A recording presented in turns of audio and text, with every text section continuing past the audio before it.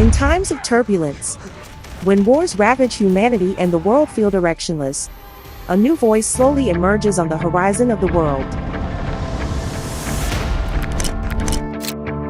He is invited to address the United Nations Security Council, UK House of Lords, European Parliament, Quai d'Orsay of the French Foreign Ministry, World Economic Forum at Davos, and other high places in the world.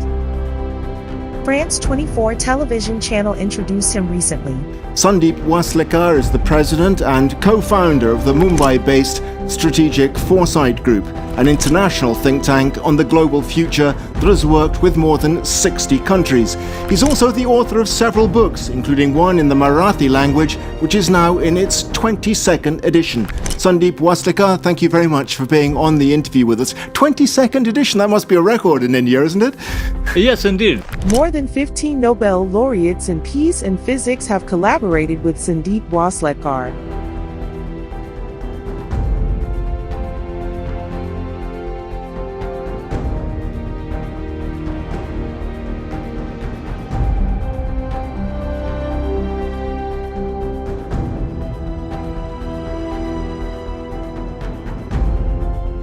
Number of wars are declining. Wars are becoming internal rather than intrastate. Then why are we spending so much of money on armament? Why are we modernizing our weapons? Why are we inventing new and new kind of weapons? Is there in our subconscious a preparation for war going on? And this is what we wanted to make you aware. But it's not just the fear of a possible war that was behind our thought for issuing the Normandy Manifesto. There is also the hope that we have.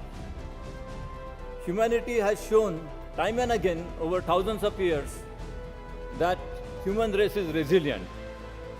When there are problems, we have an ability to find solutions. In 2019, he co-signed Manifesto for World Peace with 4 Nobel Peace Laureates and a well-known British philosopher to revive the spirit of the Russell-Einstein Manifesto.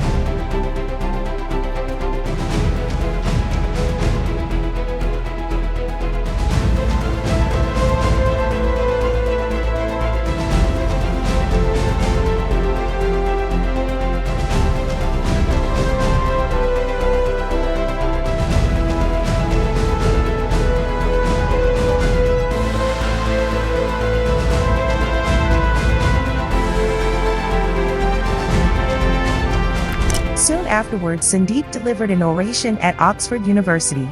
He reiterated Mahatma Gandhi's message of peaceful coexistence. His organization, Strategic Foresight Group, has worked with leaders of 65 countries from 4 continents. So Gandhi said that in a world full of anarchy, the nations can choose to live with peaceful coexistence. That's the choice they can make.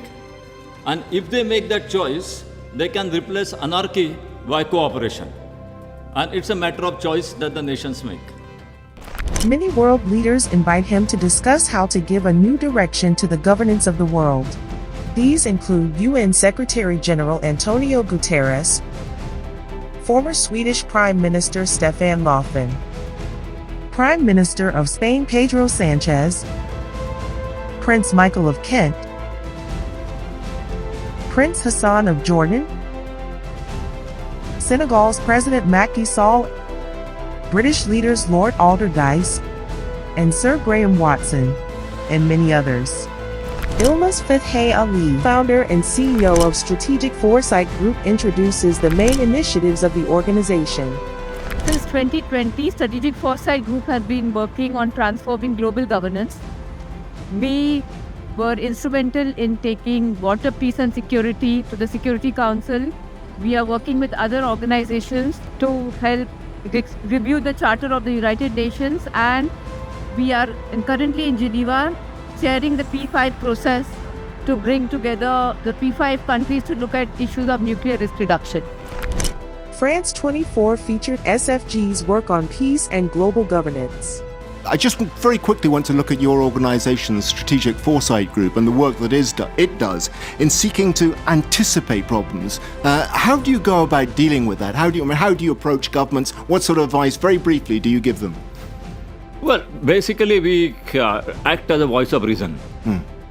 We understand the geopolitical realities, and we understand that it's in the nature of the nation states to aggrandize their interest. Yeah. But it's also in the nature of nature states to ensure their survival and survival of their people. Yeah. So we have to find pragmatic ways whereby they think their interests are not compromised, but at the same time, they are in a position to serve the greater interest of humankind. And that requires an innovative approach, and that's what we are for.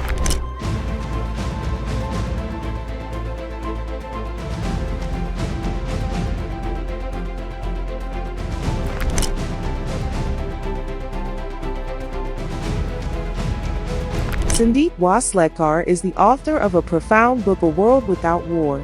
It is being discussed all over the world. It is published in French. And in 2025, it will come out in Spanish and Marathi as well. At a book discussion in Mumbai, he explained why it is possible to create a world without war. We need to find these solutions, including those which are there in my book and which are there in discourse generally globally.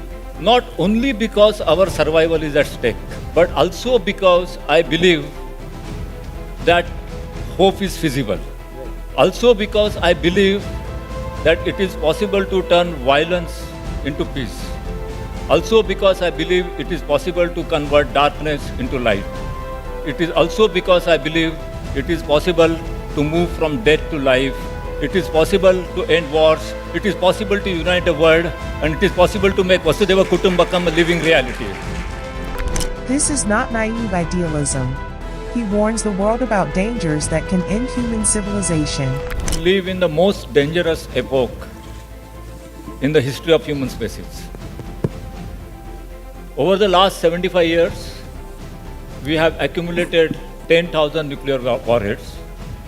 There were 66,000 in the 1980s. They have come down to 10,000, but their lethality has increased. And we are not satisfied with that. We are trying to develop even more cataclysmic weapons. Not only that, we are handing over the control over weapons to machines and to algorithms.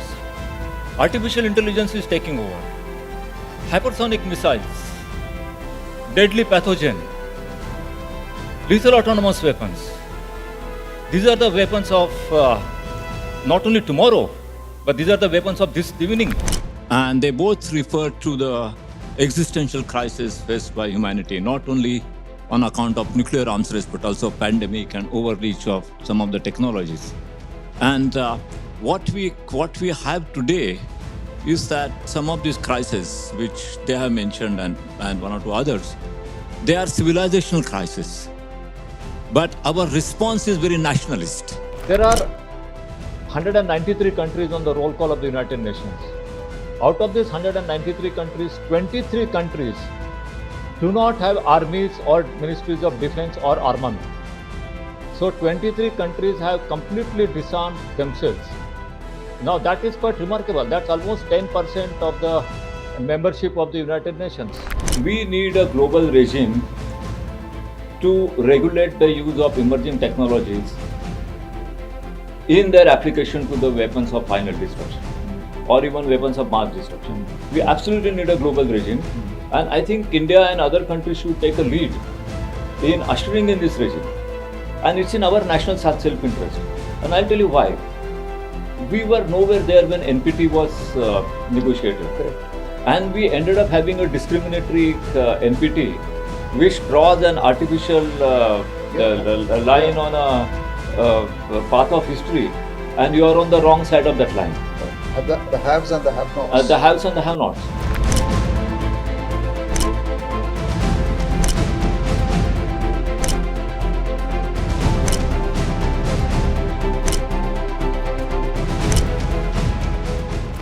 Blue peace is my vision.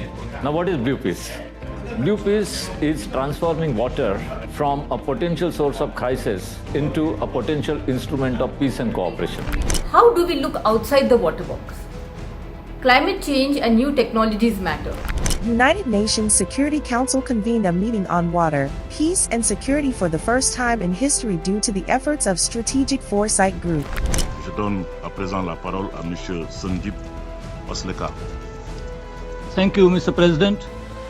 I want to compliment the government of Senegal and Your Excellency, Minister Mankar, for convening this debate on water, peace and security, which I understand is happening for the first time in the history of the Security Council.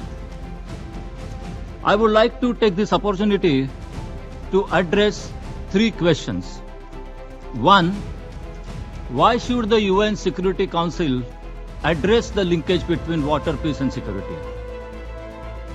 2. What is that the Security Council can do